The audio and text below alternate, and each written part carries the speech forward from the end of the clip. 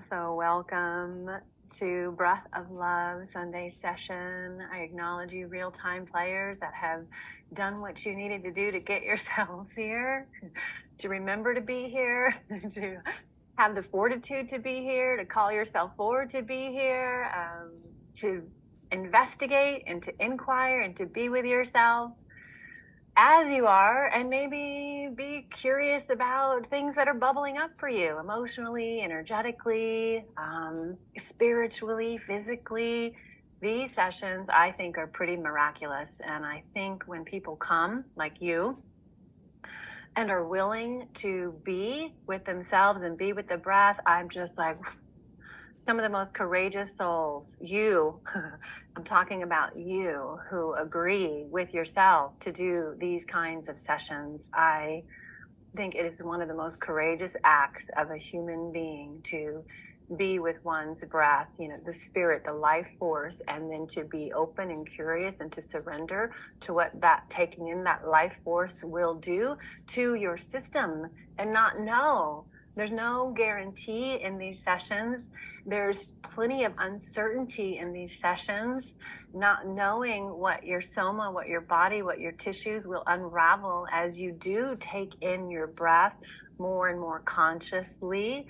So I have huge admiration for anyone who takes time to be and breathe and sit with themselves, because oftentimes we don't really like our own company.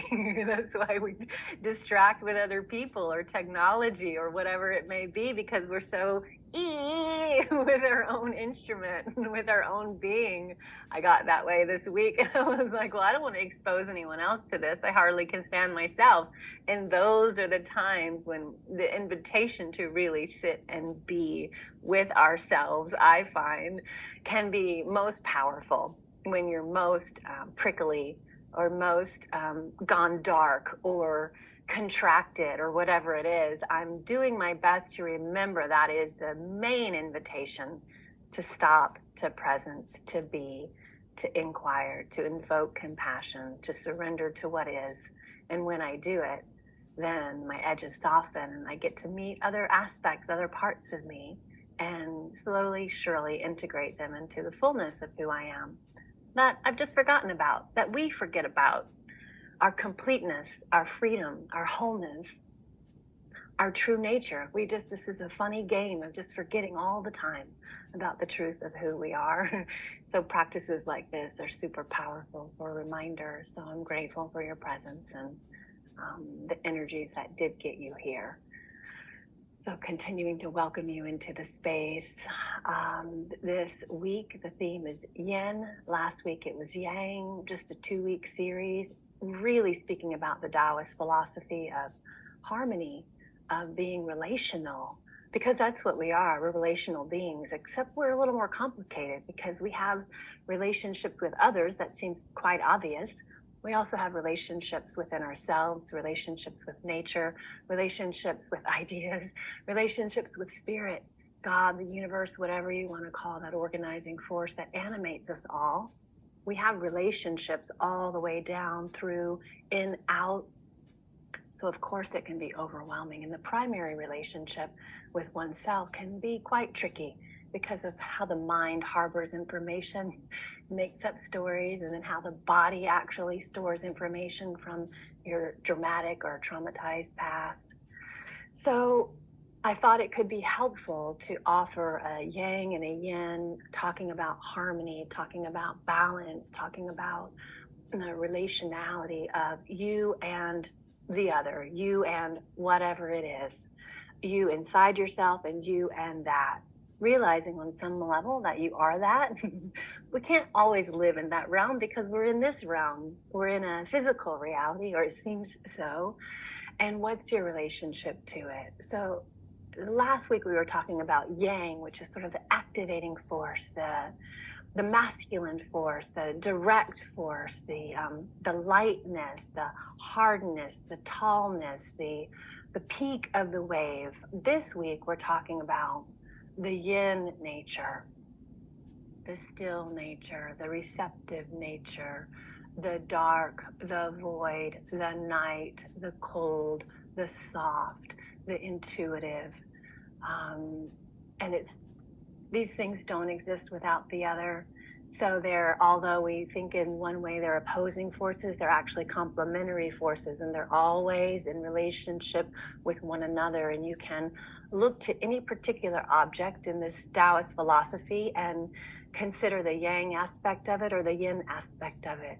So that the crest of that wave is the yang and the trough of the wave is the yin, and they go together and they repeat.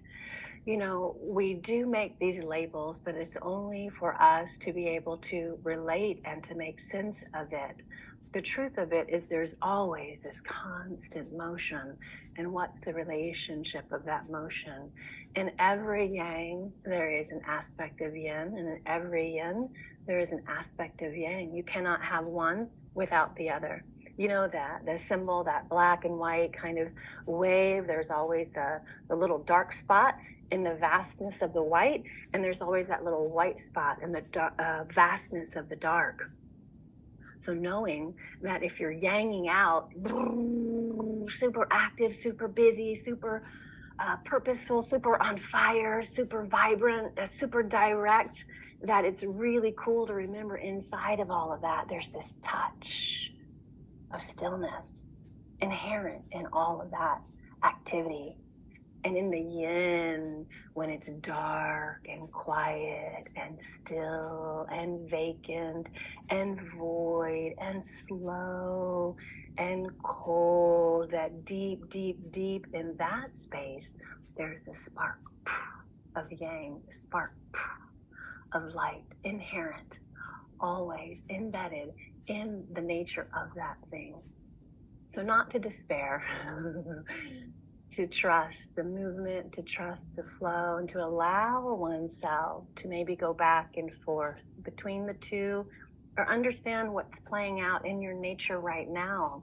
If you're feeling yangy, if you're feeling yinny, cultivating an appreciation for whatever feels most accurate as you observe yourself. And if you feel like you want more yang, to think about how that could happen today, this week ahead, in the new year. Or if you're feeling like you've been yinned out, I mean, we're getting where we live in, the Northern Hemisphere, we're heading into winter. We're heading into deep, dark, void stillness. And maybe you want to slide into that, but maybe you don't. So considering if you've been feeling really yin or quiet or low or depressed, invoking some aspects in you where the yang can stoke that fire, imagining what that might be for you, because you are creative beings and it's different for each of us.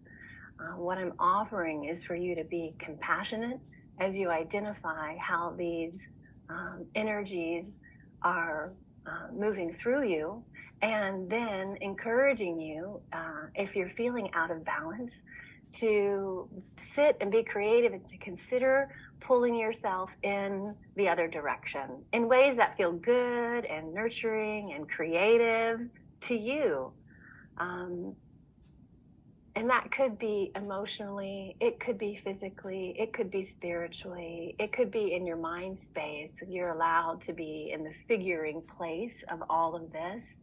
There's no judgment for not knowing. Can you be compassionate as you watch yourself and learn to trust yourself and invoke for yourself more of the qualities that you feel like you might need to support you, even just now, today, through the course of this session, with no pressure for what's coming ahead. I mean, maybe that sounds like a lot. So if it feels better to just consider something that would support you just now to bring it really yin, maybe it's just for now. Maybe it's just for this session. Maybe it's just for these moments.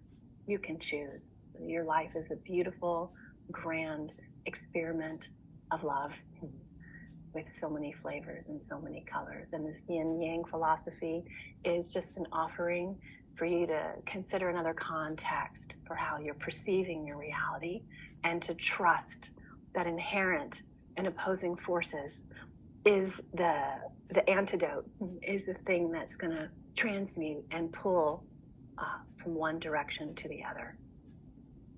So this playlist is yin based, and like the yang playlist, there's not a lot of words. The encouragement is to move toward stillness, to move toward silence, to move toward what I was imagining as I was getting ready to be with you all. The idea of a deep diver going deep into the oceans. We have really no idea what's going on in the depths of our ocean. We know more about what's happening in outer space than we do about what's happening in the oceans here on planet Earth. The idea that I was imagining, because it's real yin down there, super yin, deep in the oceans. Imagine that coolness, that stillness. The idea, the invitation for you to consider that you could be a deep diver and you are safe in this exploration. Just to make a note of that you have just the right equipment, including this like eternal tank of oxygen, right? And you have your mouthpiece, and you're going to go down. Your ears are not going to bother you. Your body's going to be okay. You have your oxygen tank, your tons of oxygen for you, eternal supply of oxygen. The invitation is for you to imagine sinking as you go through this playlist deep, deep, deep, deep into the ocean, and to tune in to a depth of stillness maybe that you haven't considered for yourself yet. Because in that stillness, in that silence, grace can come through. Things that you may not have experienced yet can emerge in that void, in that stillness, in what we consider to be darkness. And you're safe because you've got your oxygen tank. And in the idea of a breathwork session, you're actually going to be breathing that tank of oxygen to support yourself through this experience. So maybe that visual, this imagination will support you in this exploration of the yin ideology, being a deep, deep diver and going just as far into yourself, into the waters as you possibly can, while you feel the safety and security of the breath always being able to move through you, like you have the capacity to breathe underwater, because you will and you do in what we're talking about. So maybe that will encourage a depth of stillness in you that you haven't considered yet for yourself. And I hope that it may bless you. So I thank you again for being here. I acknowledge you. We're going to move into the nesting zone now.